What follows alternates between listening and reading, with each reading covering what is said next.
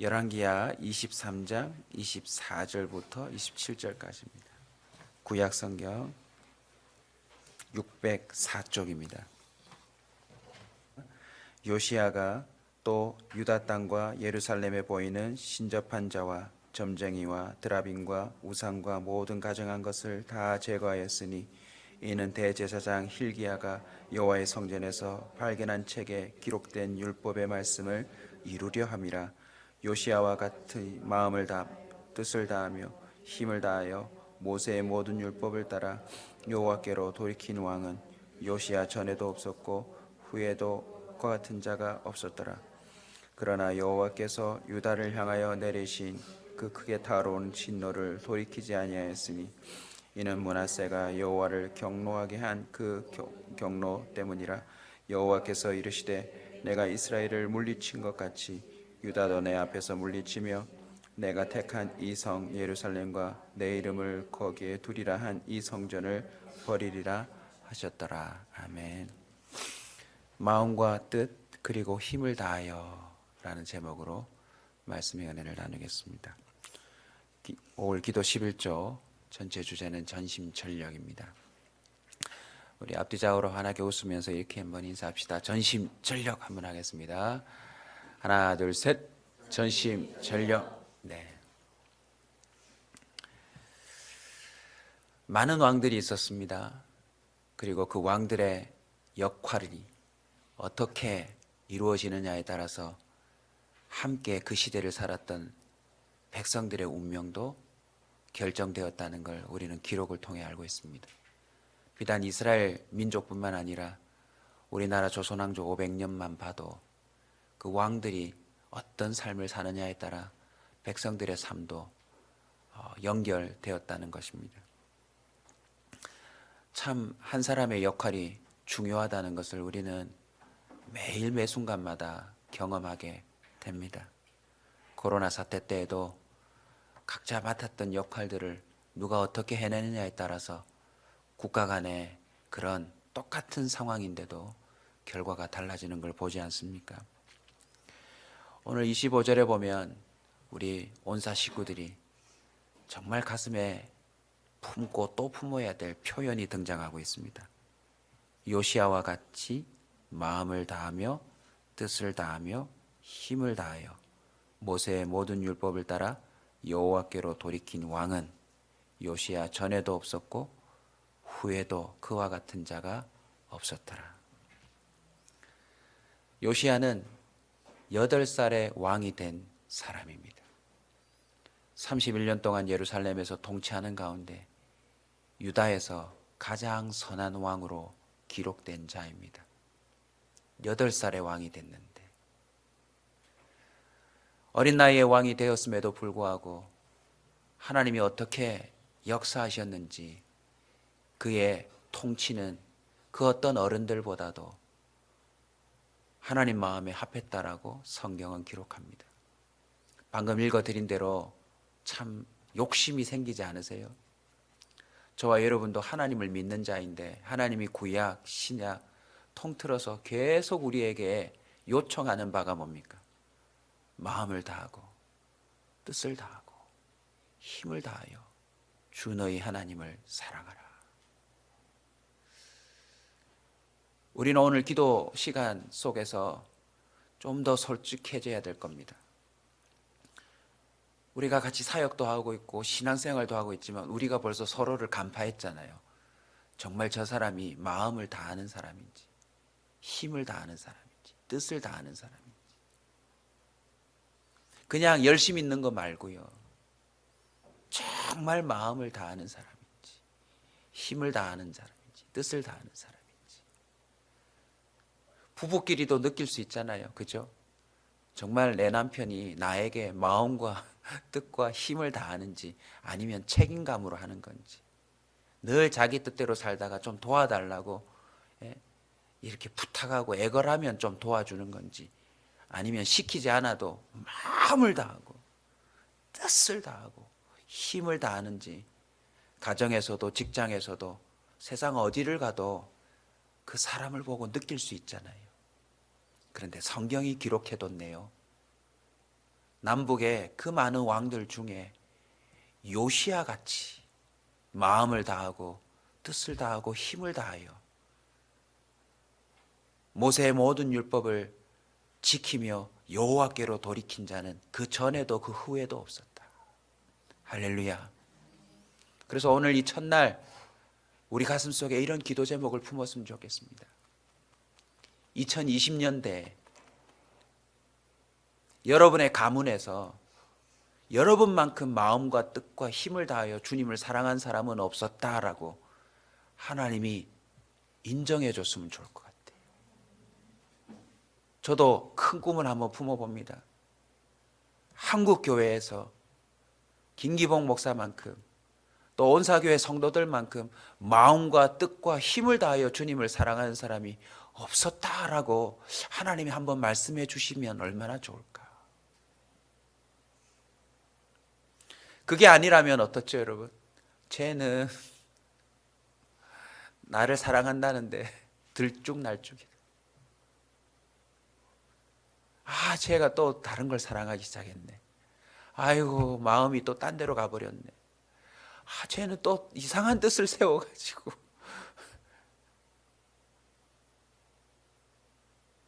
참 놀랍지 않으세요? 한 번뿐인 인생 가운데 마음과 뜻과 힘을 다하여 주 하나님을 사랑했다는 기록이 남은 사람. 가정의 달을 맞아서 여러분의 가문도 한번 들여다보십시오. 여러분 가문에서 정말 마음과 뜻과 힘을 다하여 하나님을 사랑한 사람이 누굽니까? 이전에 있었다 손 치더라도 여러분이 그 기록을 깼으면 좋겠습니다. 지금 한국교회에 정말 하나님을 사랑하고 섬기는 사람이 많겠지만 하나님이 친히 네가 마음을 다하고 뜻을 다하고 힘을 다하여 나를 사랑하는구나 라고 인정해 줬으면 좋겠습니다. 요시야는 어떻게 이런 답을 얻었나요? 이런 기록을 얻었나요? 오늘 본문을 보시면 그가 왕이 되자 뭘 시작합니까? 성전을 보수합니다. 선대에 특별히 므낫세라고 하는 참 악한 왕을 통하여서 성전이며 뭐며 다 무너져 버렸어요. 이 므낫세는 어떤 왕입니까? 성경은 기록합니다. 마음과 뜻과 힘을 다하여 주님을 멸시하고 우상을 섬겼던 왕으로 말입니다. 안타깝게도 이 왕 때문에 유다를 향하여 이스라엘을 향하여 하나님이 그 진노를 돌이키지 않는다라고까지 명시하고 있더라고요. 그런데 이 8살짜리 왕이 왕에 등극하자마자 무너진 성전을 보수하기 시작합니다. 다르게 표현하면 무엇입니까? 예배를 그가 다시 시작하고 있는 것입니다. 우리는 지금보다 훨씬 더 마음과 뜻과 힘을 다하여 하나님과의 관계를 회복해야 합니다. 주일 예배뿐만 아니라 평일에도 주님과 동행하는 그 진정한 예배를 우리는 추구해야 합니다. 격식을 차리고 사도신경하고 찬송 부르고 기도하고 말씀 듣는 것만이 예배가 아니라 우리가 걸어 다니는 것도 예배요, 설거지를 하는 것도 예배요, 직장에서 일을 하는 것도 예배요, 모든 것을 죽게 하듯 예배자로서 살아가야 될 줄로 믿습니다. 오늘날 교회들마다 얼마나 시설이 좋습니까? 제가 개척교회를 해보니까 직업병이 있는데 다른 건물은 눈에 안 들어오는데 어느 도시를 가건 어디를 가건 번듯한 교회를 보면 그렇게 부러울 수가 없어요. 그리고 저보고 목사님은 어디서 목회를 하십니까? 그러면 저는 항상 답합니다. 사는 곳이 일정하지 않습니다. 학교에서 예배를 드리기도 하고 여기 센터에서 예배를 드리기도 하고. 근데 더 중요한 게 있죠. 뭡니까 여러분? 건물이 아무리 좋아도 그 안에 온전한 예배가 없다면 하나님에게는 그것이 아무것도 아니더라는 것입니다. 허름해 보여도, 아니 아예 없어 보여도 하나님이 인정하실 수 있는 예배가 있다면 그 사람은 진정한 교회인 줄로 믿습니다. 고린도전서 3장 16절, 너희는 너희가 하나님의 성전인 것과 하나님의 성령이 너희 안에 계시는 것을 알지 못하느냐. 우리 온사교회 아이들도 참 떨어져 있지만 멀리서 기도하는 모습 보셨죠? 주기도문 하나 외워도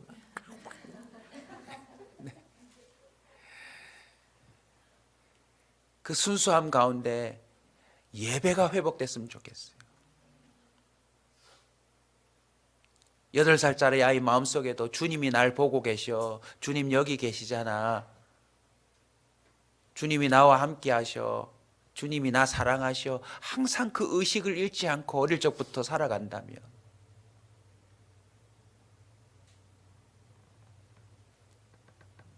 오늘 이 시대에 무엇보다도 하나님이 기뻐하시는 성전이 회복돼야 될 줄로 믿습니다. 요시야는 성전을 보수하다가 율법책을 발견합니다. 다른 왕들도 무너진 성벽이며 성전을 나름 보수하려고 애를 썼지만 율법책을 발견한 왕은 없거든요. 그런데 요시야가 율법책을 발견합니다. 여러분, 마음과 뜻과 힘을 다하면요, 예배가 회복되는 가운데 그 10년 가운데 하나님 말씀이 발견됩니다. 하나님이 왜 하필 요시야에게 이 말씀을 발견되게 했을까요? 그 결과를 보면 알 수 있습니다. 율법책을 발견하자 요시야가 옷을 찢어요. 그리고 온 백성을 불러 모아서 제사장을 중심으로 해서 이 말씀을 읽게 하고 그 말씀을 들여다보게 합니다. 이유가 뭘까요? 이 말씀의 기록이 다 있었는데 이 말씀대로 살지 않아서 이 나라가 이렇게 되었다는 것을 발견했기 때문입니다. 사랑하는 성도 여러분, 왜 우리가 마음과 뜻과 힘을 다해야 합니까? 하나님이 기준이기 때문에 그렇습니다. 왜 율법책을 발견하게 하셨을까요? 하나님의 말씀이 기준이었다는 것을 깨닫게 해주는 것이었습니다. 저와 여러분이 지금부터 말씀 앞에 마음과 뜻과 힘을 다하면요, 여러분의 예배 중에 특별한 말씀을 깨닫게 해주실 겁니다. 읽기만 읽었던 그 말씀들이 무슨 의미인지 알게 해주실 겁니다. 예를 하나 들어볼까요, 여러분? 자동차가 한 대 있어요. 이 자동차의 수명이 어떻게 결정되는 줄 아세요? 그 차를 모는 사람에 의해서 차의 수명이 결정됩니다. 그런데 차를 구입한 사람이 그 차를 제조한 사람을 정말 존경하는 마음으로 마음과 뜻과 힘을 다하여서 그 자동차의 매뉴얼대로 적정한 때 오일을 갈고 타이어를 갈고 비를 맞고 나면 빗물을 닦아내고 정말 마음과 뜻과 힘을 다하여서 그 차를 관리하면 어떻게 될까요? 그 차는 갈수록 값어치가 올라갈 겁니다. 최상의 기능이 된다는 거죠. 사랑하는 성도 여러분, 저와 여러분이 왜 마음과 뜻과 그리고 힘을 다하여 하나님을 사랑해야 되는지 아시겠어요? 하나님이 기준입니다. 하나님을 그렇게 사랑하는 만큼 우리가 최상이 돼요. 아멘.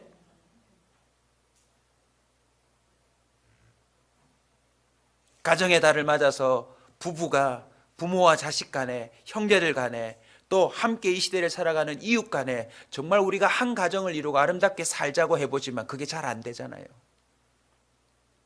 아마 가정의 달에 이혼하는 사람 많을걸요. 왜요? 어린이날 놀러 갔다가 싸워가지고. 어버이날 니네 부모님이 어떻고 너네 친정이 어떻고 네 형제들이 어떻고 너네 집 집구석 정말 지겹다 하면서 이번 참에 헤어지는 사람이 또 있을지도 모릅니다. 그런데요, 저와 여러분이 하나님을 마음과 뜻과 힘을 다하여 사랑하면 어떤 일이 생기냐면 상대를 마음과 뜻과 힘을 다하여 사랑할 수 있는 능력이 생깁니다.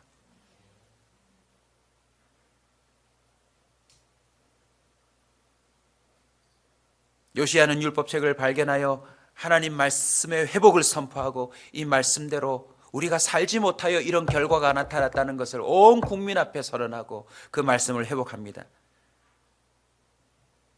그 말씀을 지키는 차원에서 무엇을 명하지요? 유월절을 지키기 시작합니다. 유월절이 무엇입니까? 이스라엘 민족의 구원의 시작이 어디인지를 알고 다시 돌아가는 그 신앙의 회복을 의미하죠. 사랑하는 성도 여러분, 하나님의 그 말씀을 중심으로 마음과 뜻과 힘을 다하여 지키며 사랑하며 섬기며 살아가면요, 우리의 삶의 스케줄이 달라집니다. 아멘. 우리의 인생의 절기가 달라져요. 그래서 굳이 부부의 날이 아니어도, 어린이날이 아니어도, 기념일이 아니어도 매일매일 그 집안에 주님으로 말미암는 기념일들이 늘어날 줄로 믿습니다. 어제도 우리 성도들이 오랜만에 모여서 예배를 드리는데요, 얼마나 감격적이든지요. 우리가 예배할 수 있다는 것, 그것이 얼마나 큰 복인지 모릅니다. 왜요?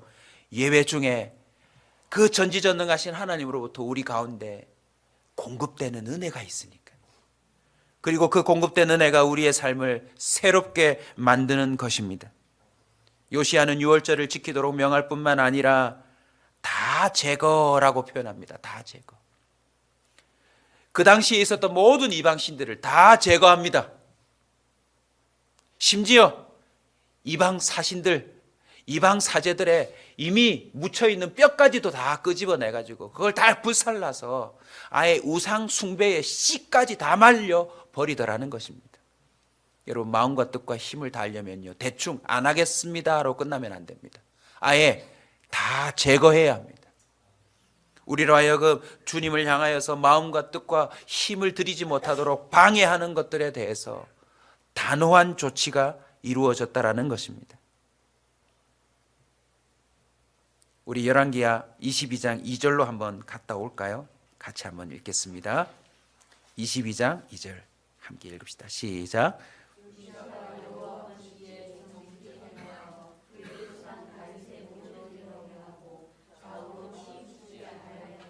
아멘. 보십시오.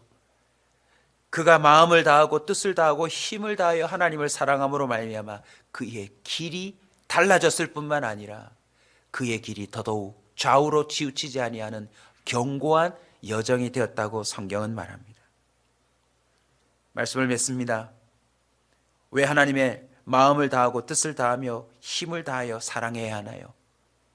요시야처럼 한 사람이 그 마음과 뜻과 힘을 다하여 주님을 섬길 때에 그 사람 당사자뿐만 아니라 함께하는 사람들에게도 하나님의 은혜가 흘러가더라는 것입니다. 신명기 11장을 나중에 꼭 좀 읽어보십시오. 오늘 하루. 거기에 시작이 이렇습니다. 13절을 보면 내가 오늘 너희에게 명하는 내 명령을 너희가 만일 청종하고 너희 하나님 여호와를 사랑하여 마음을 다하고 뜻을 다하여 섬기면 여호와께서 너희 땅에 이른 비 늦은 비를 적당한 때에 내리시리니 너희 가축들이 배부를 것이니 너희들이 하나님 앞에서 복을 받을 것이니 이것을 문설주에 기록하고 미간에 붙이고 이런 이야기들이 쭉 나옵니다. 나오다가 26절에 보면 내가 오늘 복과 저주를 너희 앞에 두나니. 사랑하는 성도 여러분, 하나님을 마음과 뜻과 힘을 다하여 섬기는 것이 뭔지 아세요? 그게 복의 기준입니다. 내가 여기서 이만큼 더 나아가서 하나님을 마음과 뜻과 힘을 다하여 섬기면 그만큼 내게 복이 된다는 것을 성경은 증언하고 있습니다. 사람이 온전하여지는 기준, 사람이 정말 복을 누리는 기준, 그 모든 것이 바로 마음과 뜻과 힘을 다하여 하나님을 사랑하는 것에 있다라는 사실을 기억하십시오. 안타깝게도 오늘 본문 끝에 보면 요시야가 이렇게 살았음에도 불구하고 유다를 향한 진노는 사라지지 않습니다. 이유가 뭔지 아세요? 요시야는 이렇게 살았지만 결국 이전의 므낫세로 말미암는 진노뿐만 아니라 요시야 이후에 백성들이요 마음과 뜻과 힘을 다하여 돌이키지 않아요. 만약 돌이켰다면 어떻게 됐을까요? 성경은 곳곳에서 증언합니다. 그 진노와 저주도 돌이켜진다는 건요. 자, 사랑하는 성도 여러분, 오늘부터 마음과 뜻과 힘을 다하여 주님을 사랑해 봅시다. 주님을 섬깁시다. 예배를 회복하고 또 말씀을 발견하며 그 발견한 말씀대로 다시 한번 새롭게 우리의 절기들을 조정하고 제거할 것을 제거할 때에 나 자신에게 최상의 은혜가 임하게 될 줄로 믿습니다. 그만큼 복이 되어 우리 주변의 사람들에게 은혜가 흘러가도록 할 것입니다. 오늘 이 마지막 끝에 그러나 진노를 돌이키지 아니하였으니 므낫세가 여호와를 경노하게 한 그 모든 경노 때문이라 라고 하는 이 한 줄을 통하여서 우리는 다시 한번 마음과 뜻과 힘을 다하여 주님을 섬겨야 될 이유를 발견하게 됩니다. 그게 뭔지 아세요? 세상은 주님의 마음대로 됩니다. 세상은 주님의 뜻대로 될 겁니다. 세상은 주님의 힘대로 될 겁니다. 그래서 우리는 하나님을 마음을 다하여 뜻을 다하여 힘을 다하여 섬기고 사랑해야 합니다. 결국 그렇게 될 거니까.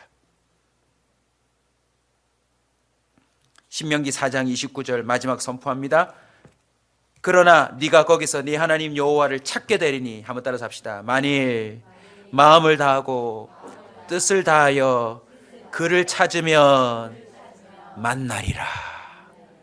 3일 동안 마음과 뜻과 힘을 다하여 하나님을 만나는 경험 여러분 체험하시고 남은 여생을 요시야처럼 살아서 하나님이 직접 아무개는 마음과 뜻과 힘을 다하여 나를 사랑했다라고 칭찬하고 인정해주는 그리스도인이 되시길 주의 이름으로 축원합니다.